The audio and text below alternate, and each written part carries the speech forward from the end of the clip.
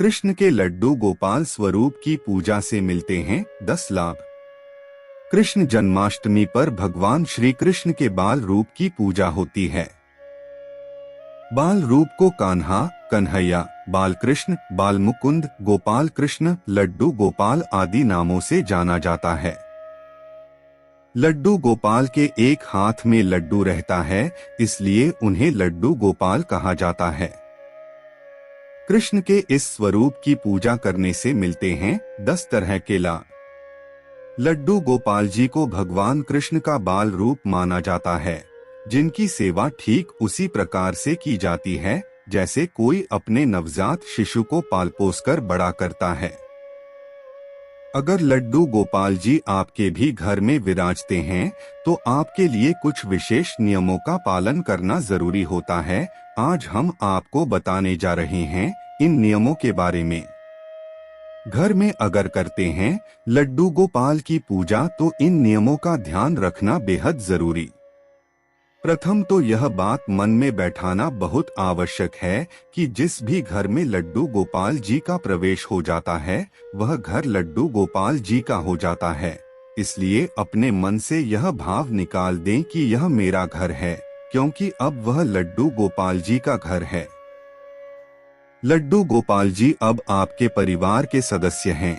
सत्य तो यह है कि अब आपका परिवार लड्डू गोपाल जी का परिवार है। अतः लड्डू गोपाल जी को परिवार के एक सम्मानित सदस्य का स्थान प्रदान किया जाए। परिवार के सदस्यों की आवश्यकताओं के अनुसार ही लड्डू गोपाल जी की सभी चीजों का भी ख्याल रखना चाहिए। लड्डू गोपाल जी किसी विशेष तामझाम के नहीं, आपके प्रेम और आपके भाव के भूखे हैं। अतः उनको जितना प्रेम, जितना भाव अर्पित किया जाता है वह उतने आपके अपने हो जाते हैं। प्रतिदिन प्रातः लड्डू जी को स्नान अवश्य कराएं, किंतु स्नान कराने के लिए इस बात का विशेष ध्यान रखें कि जिस प्रकार घर का कोई सदस्य सर्दी में गर्म पानी व गर्मी में ठंडे पानी से स्नान करता है, उसी प्रकार से लड्डू गोपाल जी के स्नान के लिए मौसम के अनुसार पानी का चयन करें। स्नान के बाद प्रतिदिन धुले स्वच्छ वस्त्र पहनाएं। जिस प्रकार आपको भूख लगती है उसी प्रकार लड्डू गोपाल जी को भी भूख लगती है, अतः उनके भोजन का ध्यान रखें। भोजन के अतिरिक्त सुबह का नाश्ता और शाम के चाय नाश्ते आदि का भी ध्यान रखें। घर में कोई भी खाने की वस्तु आए तो लड्डू गोपाल जी का हिस्सा भी उसमें अवश्य होना चाहिए। प्रत्येक मौसम के अनुसार लड्डू गोपाल जी के लिए सर्दी गर्मी से बचाव का प्रबंध करना चाहिए। मौसम के अनुसार ही उन्हें भी वस्त्र पहनाने चाहिए। लड्डू गोपाल जी को खिलौने बहुत प्रिय हैं, उनके लिए खिलौने अवश्य लेकर आएं और उनके साथ खेले भी। समय समय पर लड्डू गोपाल जी को बाहर घुमाने भी अवश्य लेकर जाएं।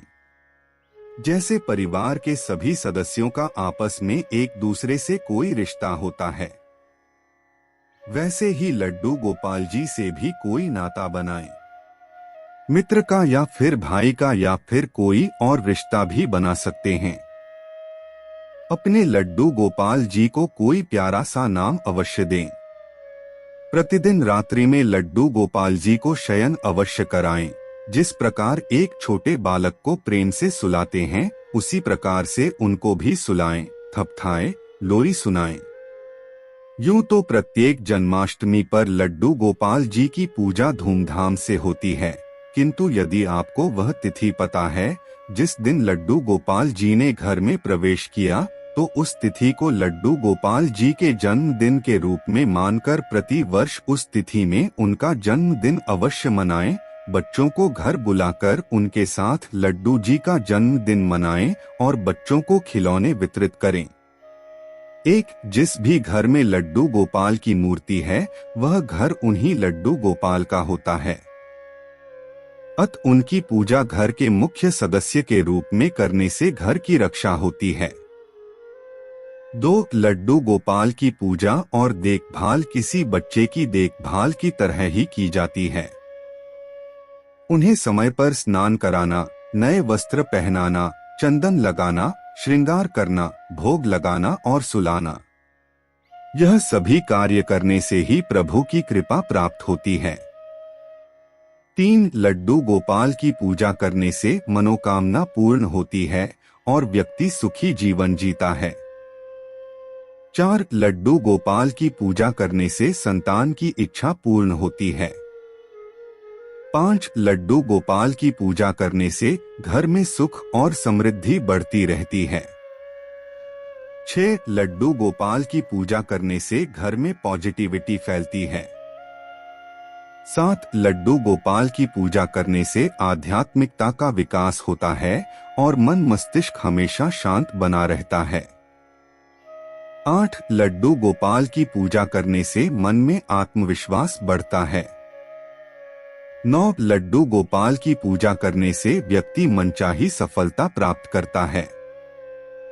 10 लड्डू गोपाल की पूजा करने से घर में कभी भी रोग और शोक नहीं रहता है। हरे कृष्ण, राधे राधे।